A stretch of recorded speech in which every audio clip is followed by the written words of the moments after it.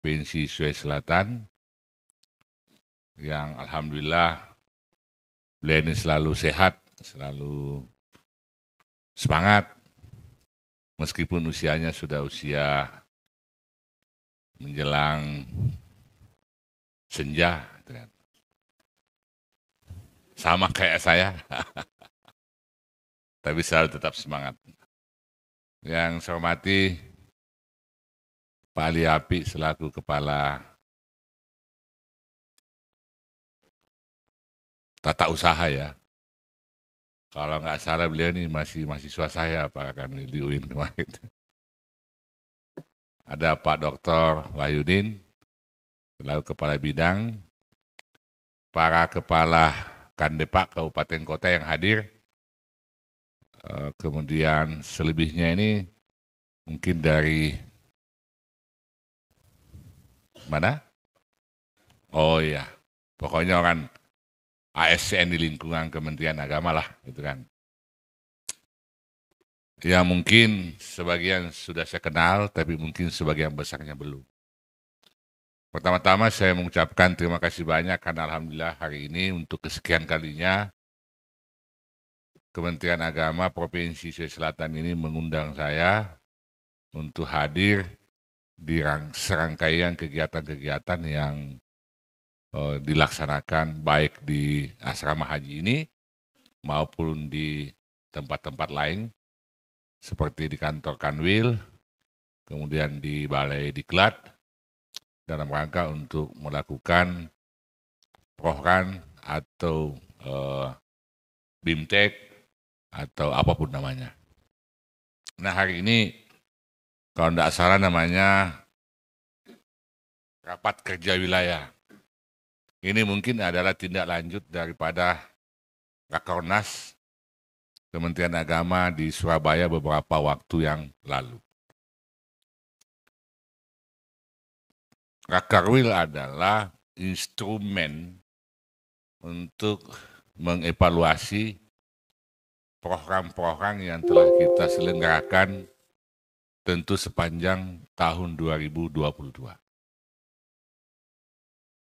Sekaligus untuk mempersiapkan dan menyusun ke depan untuk di tahun 2023 ini program-program yang strategis yang menjadi isu utama yang perlu menjadi perhatian kita semua di tahun 2023 ini. Kalau menyangkut masalah program sebenarnya menurut saya tidak lagi dibahas di sini karena sudah selesai melalui Renstra. Renstra itu kan sudah ada dari kementerian sampai ke bawah. Kedua, bahwa di tahun 2022 patut kita syukuri Kementerian Agama telah memperoleh begitu banyak prestasi. Khususnya penghargaan-penghargaan yang diberikan oleh lembaga-lembaga dari luar Kementerian Agama. Saya sampaikan pada waktu Kaleidoscope di Jakarta beberapa waktu yang lalu bahwa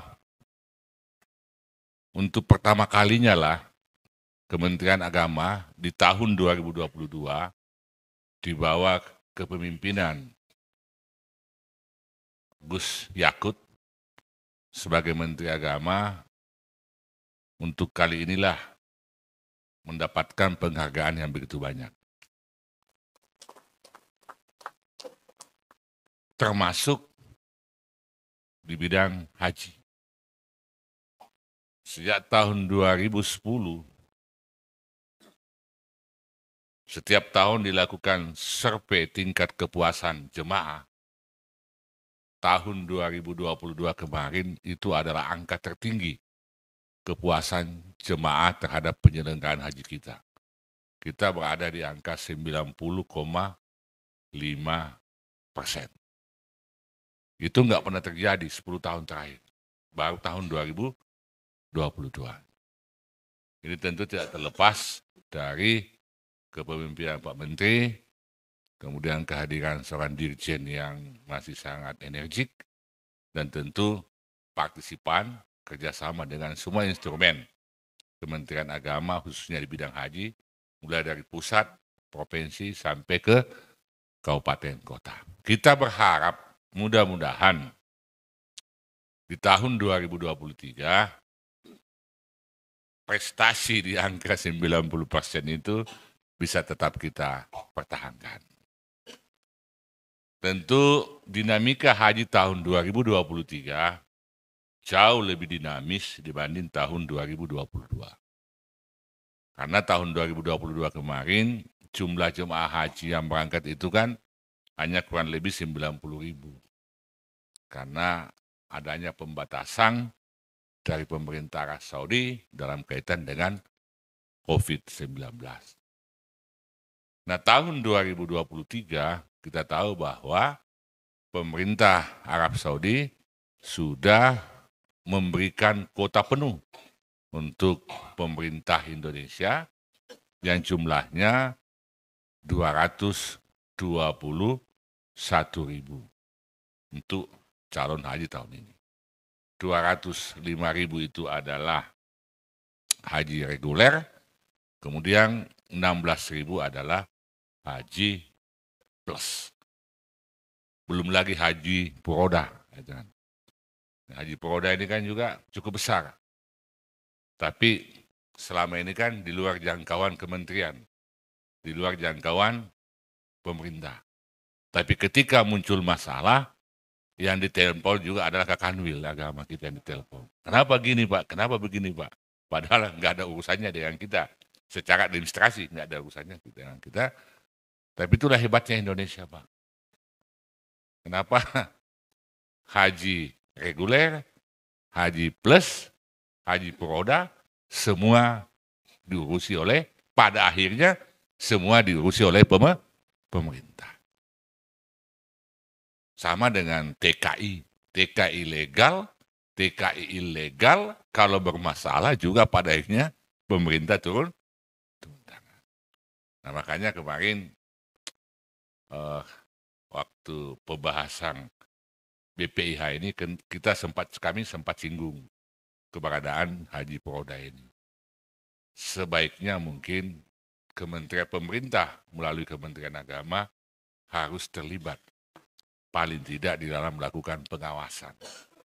Kenapa? Karena memang kebijakan haji furoda ini adalah kebijakan murni pemerintahan Arab Saudi, tapi kan melibatkan warga negara Indonesia. Dan ketika muncul masalah, pasti juga kembalinya ke kita. Nah ini yang, tapi itu mungkin butuh sesi tersendiri untuk kami diskusikan nanti di rapat kerja di Kementerian Agama. Ya, yang pasti bahwa alhamdulillah Bapak Ibu sekalian, pada masa sidang ketiga tanggal 15 Januari kemarin, Komisi 8 sudah berhasil menetapkan BPIH haji sebanyak atas sejumlah 90.050.000 rupiah, sekian. Yang dari usulan sebelumnya itu kan 98. Sebenarnya usulan BPIH-nya tahun 2023 dengan 2022 itu hanya beda tipis, hanya beda 500.000. 2022 itu kan 98 juta sekian. 2023 98 sekian. Cuman cuma respon publik berbeda. Kalau di tahun 2022 kenaikan BPIH itu tidak direspon negatif oleh publik dan cenderung masyarakat nggak tahu bahwa terjadi kenaikan. Nah tahun 2023 ini begitu Bapak Menteri Agama merilis rancangan, ini baru rancangan, angka BPIH langsung mendapat respon negatif. Padahal 2022, 2023 sama saja. Cuma beda 500.000. Kenapa mendapat respon negatif? Karena subsidi dari nilai manfaat itu yang awalnya 60 juta tahun 2022 kemarin, untuk tahun 2023 diturunkan menjadi 30 juta. Sehingga terasa ada kenaikan BP yang harus dibayarkan oleh jamaah. Nah, itu memang langsung menimbulkan sentimen negatif dari Pak. Tapi alhamdulillah berkat kesungguhan kita bersama dengan itikat yang baik, kemudian kita mencoba melakukan transparansi secara terbuka, kemudian kita ajak BPKH juga bicara, pada akhirnya kita temukanlah angka BPIH 90.050.000 rupiah, kemudian BP yang awalnya 69 kita bisa tekan sampai di angka 49. Nah, angka 49 ini kita bisa tekan sebenarnya antara lain karena adanya penambahan subsidi dari BPKH dari nilai manfaat. Dari 30 menjadi 42. Nah, terjadi sebenarnya perdebatan cukup sengit terkait masalah nilai manfaat itu. Karena sebagian ulama tidak setuju kalau nilai manfaat di BPKH itu digunakan sepenuhnya untuk haji yang mau berangkat tahun 2023. Karena itu bisa mengancam keberlanjutan jemaah untuk calon-calon jamaah yang akan berangkat pada tahun-tahun berikutnya. Untung saja tahun 2020 dan 2021 karena COVID maka kita tidak memberangkatkan jemaah. Tapi ada nilai manfaat, artinya ada nilai manfaat yang tidak terpakai. Yang jumlahnya 15,2 triliun. Itu yang tidak kepakai. Nah, itulah sebagian yang kita pakai untuk meningkatkan nilai manfaat dari 30 juta menjadi 40 juta. Nah, kita pakai 22 triliun, jadi masih tersisa 13 triliun. Artinya, insya Allah untuk haji tahun 2024, dana manfaat itu masih sangat aman. Ini juga perlu kesinggung karena informasi yang menyesatkan itu kan banyak sekali. Bagaimana dana haji tidak naik? Karena uangnya dipakai untuk apa? IKN mana yang pakai? Nggak ada. Sudah dijawab oleh Menteri Keuangan, nggak ada. Saya di Kendari minggu lalu, diundang oleh salah satu universitas perguruan tinggi. Bagaimana? Katanya ONH tidak dinaikkan. Karena duitnya itu jamaah sudah habis.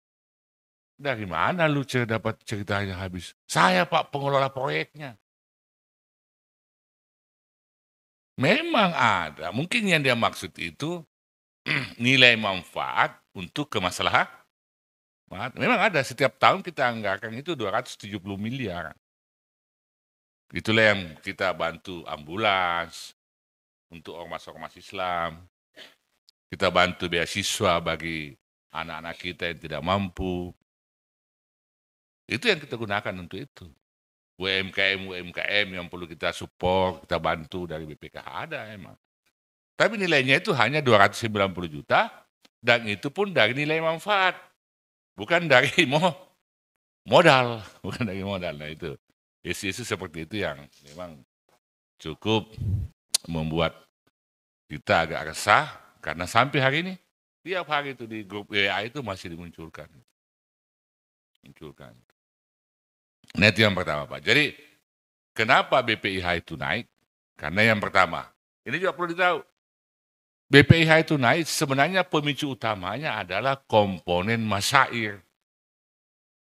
Dari 1.500 real, oleh pemerintah Arab Saudi naikkan menjadi 5.600 real. Jadi berapa itu? Dari 6 juta menjadi 22 juta kan? Itu kenaikannya. Nah itu kebijakan di sana.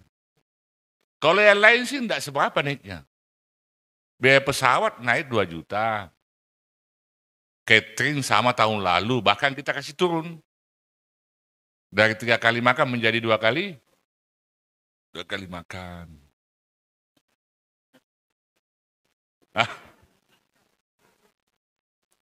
Tapi ada yang baru. Kita menyiapkan makanan para jamaah 2 hari sebelum Armusna. Kan selama ini tidak dikasih makan itu. 2 hari sebelum Armusna itu kita kasih makan. Masa orang mau pergi berperang tidak dikasih makan? Kenapa nggak dikasih makan? Karena pihak penyedia catering kesulitan menembus masuk ke kota, ke hotel, karena sudah macet kan, sudah terkunci semua jalan itu. Tapi kita minta sama Pak Diri yang pokoknya urusan kamu, siapkan makanan. Mana Pak Diri? Pusing dia itu keluar masuk. Pokoknya kasih makan. Masa orang mau pergi berperang enggak makan? Itu kita turunin. Kemudian biaya operasional. Termasuk biaya operasionalnya Pak Iqbal, kita turunin itu kan di sini kan. Ya enggak penting-penting, udah pangkas. Nah itu kita lakukan secara nasional. Kita sempat memangkat biaya operasional itu sampai 160 miliar. Tapi ternyata tidak berarti. Karena 160 miliar dibagi 220 ribu jemaah, itu kita hanya bisa menurunkan 100 ribu rupiah saja per jemaah. Nggak terlalu berarti. Sementara kita sudah sisir semua. Saya bilang kasihan juga ini teman-teman di daerah ini kita pangkas-pangkas ini. Karena kita mau penghematan. Tapi insya Allah dengan rasionalisasi anggaran ini saya masih optimis bahwa tingkat pelayanan terhadap jemaah tidak akan mengalami penurunan. Karena kita tetap mau melakukan efisiensi, tetapi pelayanan itu tetap kita kedepankan. Nah, yang kedua, alhamdulillah Bapak Menteri Agama bersama dengan Komisi 8 juga telah membuat keputusan bahwa bagi jemaah haji yang lunas tunda tahun 2020 itu tidak lagi dibebani pelunasan. Jadi bapak-bapak dan ibu-ibu yang kemarin sudah lunas tahun 2020 tapi tidak jadi berangkat, nggak usah lagi bayar. Karena sudah dilunasi. Uangnya dari mana? Nah uangnya tadi itu kan 2 tahun tidak ada haji. Maka diambil sebagian dari situ untuk melakukan subsidi. Sebenarnya sih juga harus bayar. Coba kan gimana orang sudah lunas dibayar lagi, masa 2 kali lunas? Itu lama juga, tapi alhamdulillah kita belum bahas, Pak Menteri sudah ngomong. Pokoknya untuk lunas tunda, nggak usah bayar lagi. Itu luar biasa Pak Menteri Agama. Kalau pedagang Pak, hitungannya nggak mau. Pasti kalau hitungan pedagang rugi kan? Nah, tapi pokoknya Pak Menteri Agama, BPKH urusan lu cari duit, pokoknya yang 2020 sudah lunas. Nah, untuk 2000 itu jumlahnya 85.000. Nah, untuk 2021 jumlahnya 9.400 yang sudah lunas tunda, itu tetap bayar tapi hanya 9,4 juta. Kemudian ke depan ini tapi ini belum dalam rangka untuk melakukan efisiensi dan menekan pembiayaan BPIH setiap tahunnya, kita sedang merencanakan mengurangi lama tinggal jemaah haji di Arab Saudi. Yang dari 40 menjadi 30 atau 35. Tapi tidak mudah. Ini butuh kesiapan dari semua pihak terkait khususnya instrumen-instrumen yang terlibat langsung dalam penyelenggaraan haji. Khususnya asrama haji, embarkasi haji. Setiap tahun, setiap hari mungkin penerbangannya 3 kali ya di sini ya. Tiap 3 kali ya, 3 kloter per hari. 2 ya. 2. Nah kalau kita pangkas menjadi 30 hari, maka dalam sehari itu mungkin bisa 4-5 kali penerbangan kloter. Mampu nggak? Itu kan nggak mudah. Bayangkan 2 kloter saja, nah manusia di luar sudah susah diatur, Pak. Ini saya diskusikan kemarin, kita setuju. Tapi saya bayangin, yang 2 kloter aja per hari numpuk di luar, apalagi kalau diangkat menjadi 4 kloter. Mungkin yang datang belum masuk, yang mau berangkat belum keluar. Kalau 4 kali. Nah terus mana tuh kan angka koper macam-macam lah sekarang. Tapi saya kira itu kan masalah teknis. Masalah teknis. Nah kalau embarkasi ini siap, nah kan instrumen pertama yang kita mau tanya itu embarkasi, mampu nggak? Kalau nggak mampu, kau diganti. Gitu aja. Kalau kepala pengelola OPTD-nya nggak mampu ya diganti. Saya nggak mampu, kau mundur. Kasih yang mampu. Seandainya nanti menjadi keputusan. Mana itu? Itu. Kemudian yang kedua, kemarin kita ke Taif. Karena salah satu problem, kalau kita mempersingkat Pak, dari 40 menjadi 35, menyangkut masalah bandara tujuan. Hari ini kan hanya Madinah dengan Jeddah. Itu juga nggak bisa. Karena dalam sehari, kalau musim haji itu Pak, setiap 1 menit, pesawat naik, pesawat turun. Nah, sehingga solusinya kita harus menggunakan bandara lain. Kami kemarin sudah ke Taif melihat kalau landasan bandara mampu menampung pesawat besar untuk landing. Yang sulit ini dia punya ruang tunggu. Ruang tunggunya itu hanya menampung 150 jemaah. Sementara pesawat itu kan menampung sampai 400. Belum lagi kalau pesawat dari negara lain juga tiba pada saat yang bersama. Nah, ini butuh. Tapi saya kira kita harus mulai, Pak. Karena itu salah satu upaya untuk memperpendek dan mengurangi efisiensi pembiayaan. Karena bayangin, kalau kita kurangi menjadi 30 hari, kita bisa mengurangi sampai 1,6 triliun. Itu kita melakukan efisiensi. Nah, itu yang kedua. Kemudian ke depan, kita sudah juga membicarakan dengan pihak kementerian untuk menaikkan setoran awal. Setoran awal ini kan 25 juta sudah berapa tahun itu Pak Iqbal? 15 tahun kan? Kita naikkan mungkin di angka 35. Sehingga ketika pelunasan tidak terlalu berat. Sekaligus bagi yang tidak mampu tidak usah. Ya untuk mengurangi juga waiting list. Nggak tahu panjang waiting list ini sudah. Saya sebenarnya yang disampaikan Gus Yahya itu tidak salah. Ya cuma kan suasana psikologisnya yang nggak tepat itu kan. Ya kan haji ini kan isi toa kan. Mampu segala-galanya. Nggak ada terjemahan lain-lainnya. Yang mampu ya mampu. Kalau nggak mampu ya nggak usah berangkat kan nggak.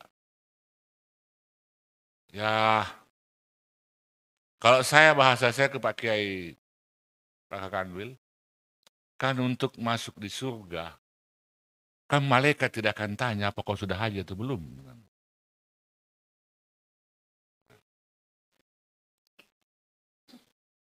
Jadi kalau untuk masuk ke surga kan tidak harus pakai istilah haji wahyu di mana. Kenapa? Karena dengan waiting list yang begini panjang, ya mungkin kita lebih baik melakukan mengkompensasikan dana kita itu dalam bentuk ibadah-ibadah sosial. Menyumbang sekolah, menyekolahkan anak yatim, mungkin. Nah itu kan menjadi amal jariah juga. Itu maunya Bapak, tapi maunya saya enggak mau, tetap saya mau lihat Ka'bah. Gitu. Nah, mudah-mudahan itu. Nah, kemudian juga kita lagi di samping menambah setoran haji awal, kemudian Pak Dirjen, nah ini idenya Pak Dirjen ini yang disampaikan di situ, tapi belum disampaikan, mungkin kita melakukan pelunasan juga dengan cara mencicil. Jadi jangan menunggu 10 tahun kemudian baru melunas.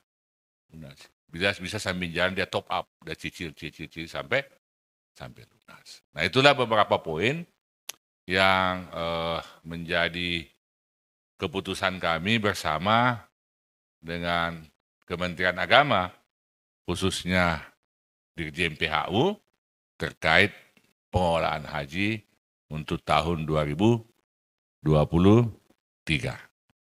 Yang kedua, Pak Kanwil, yang perlu juga ini menjadi perhatian kita bersama, tadi kan bicara haji ya, menyangkut masalah peningkatan kualitas pendidikan agama kita. Seperti apa kebutuhan guru? Hasil temuan BPK, itu kan jumlah guru kita tidak berbanding lurus dengan jumlah siswa. Ini temuan BPK. Olehnya itu mungkin ini perlu menjadi perhatian kita bersama, agar kita bisa merancang dengan baik, sehingga kebutuhan untuk guru ini minimal kita bisa penuhi dengan standar minimal. Bukan hanya dari segi kuantitas, tapi tentu juga dari segi kualitas. Kualitas guru kita ini juga kita harus upgrade, kita harus tingkatkan. Karena menurut saya problem utama sekarang kan gini Pak, Kementerian Agama itu kan sebenarnya hanya 2 yang menjadi fokus tanggung jawabnya. Masalah keagamaan, yang kedua masalah pendidikan. Itu 2 itu. Tetapi kita sangat menyayangkan karena kita belum bisa mendapatkan anggaran yang betul-betul berkeadilan. Beda dengan Kementerian Pendidikan Nasional, anggarannya kan besar sekali. 5 kali lipat dibanding Kementerian Agama. Nah, olehnya itu kami lagi berjuang di Banggar agar madrasah-madrasah yang notabene juga lembaga pendidikan harusnya juga bisa mendapatkan hak dana DAK dari pemerintah daerah. Ini kan SMA enak Pak. Ini kan SMA enak Pak. Dapat dari pusat juga dapat dari provinsi. Kalau ini kan nggak ada. Alasannya nggak ada payung hukumnya. Nah, tapi nggak mudah. Sebenarnya Menteri Dalam Negeri pernah membuat surat edaran. Tapi surat edaran yang mengatakan bahwa madrasah itu juga adalah lembaga pendidikan. Nah, mindset ini harus kita rubah. Tetapi sebenarnya ini juga kembali kepada kebijakan pemerintah daerah. Karena faktanya ada beberapa wali kota, bupati yang tetap memberi bantuan melalui APBD. Saya ketemu Ibu Menteri Sosial waktu dia jadi wali kota di di Surabaya. Dalam enggak Pak Ketua, saya kasih kok bantuan itu, madrasah-madrasah itu, dan tidak juga dipersoalkan oleh BPK. Ya mungkin karena dia berani.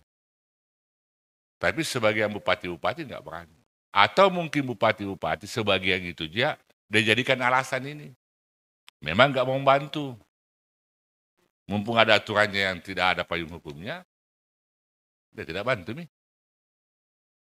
Jadi ini kami juga sedang memperjuangkan sehingga butuh kerja keras bagaimana menghadirkan anggaran yang betul-betul bisa berkeadilan.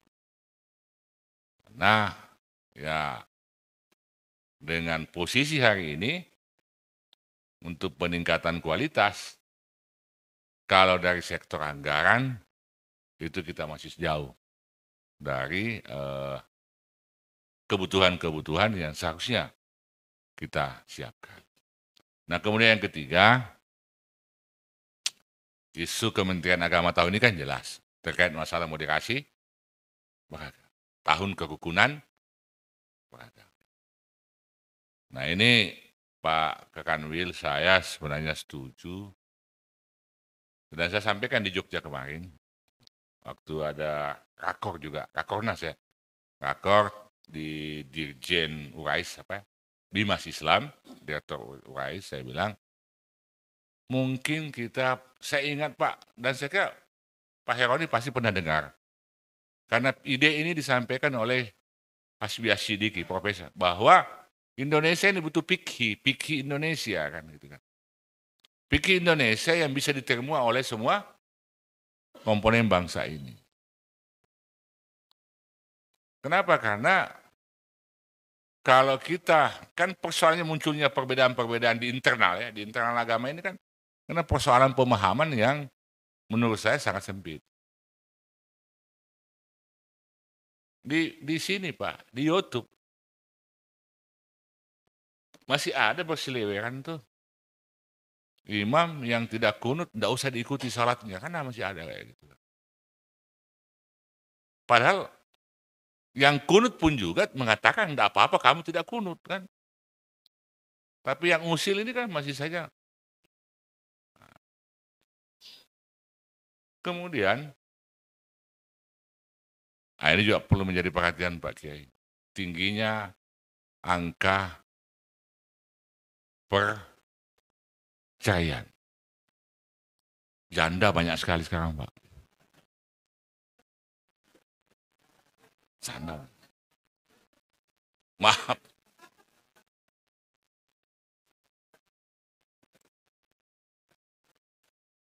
Kok senang dengar janda? Ini perlu menjadi perhatian kita.